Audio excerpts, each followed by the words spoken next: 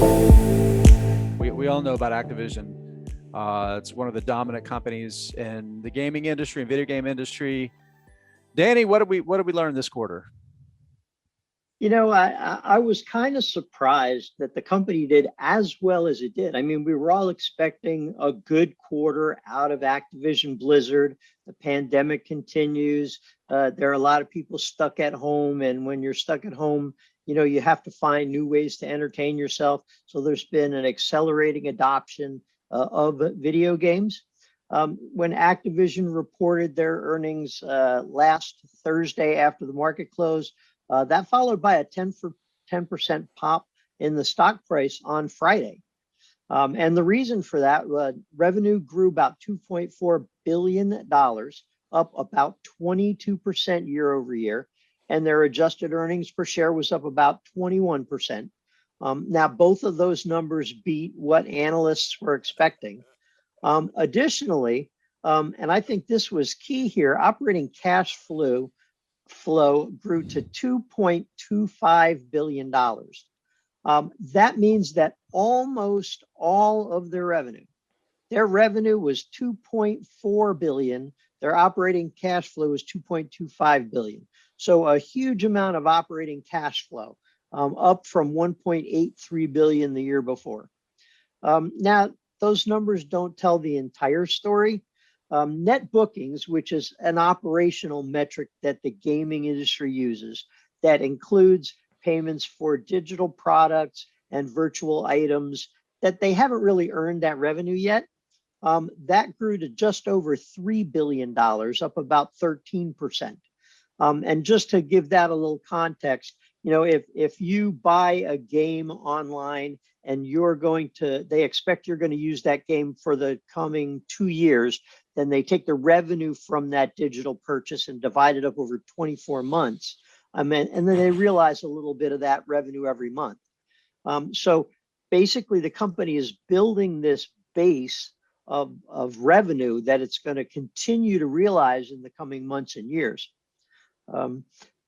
These gains were fueled by there were strong sales of the company's core gaming franchises.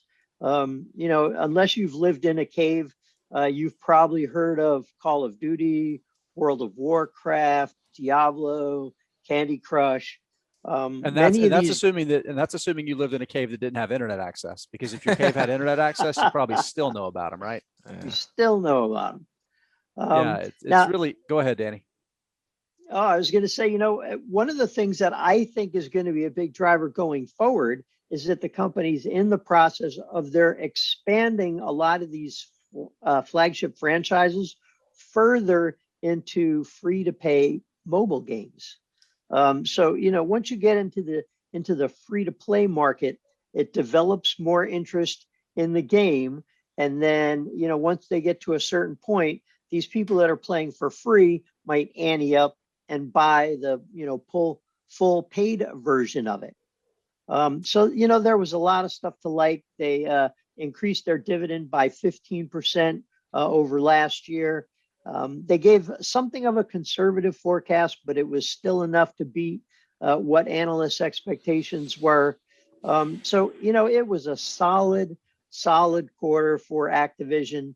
This is a company that I've owned for, I don't know, somewhere between 5 and 10 years. And it's just one of those that sits on autopilot in my portfolio and continues to grind ever higher. Yeah, nice. the same. And it's really interesting too, right? Because I think it used to be called King Digital, but when they made the acquisition, it was just King. But this was like their first really serious foray into producing mobile content. Because I think we can all go back 4, 5, 6 years when mobile gaming became more and more of a thing, and these free-to-play and end game purchases, it wasn't 100% clear how profitable that space was going to be, and even if it was just going to be a neat little trend, or if it was going to prove to be like a long-term thing. So, Danny, correct me if I'm wrong, but that's like a massive number of their active gamers are coming through King and their mobile platform now, right? That's true, and one of the things that they have found is that once people I don't remember who it was. Somebody pointed out on Twitter, and it was a really good point, that these gaming companies have become very good at making people spend money and not realizing how much money they've spent or what it is that they just spent it on. Yep. Yep. So, you buy this skin for your character to wear, and, they can wear it for the next couple of years.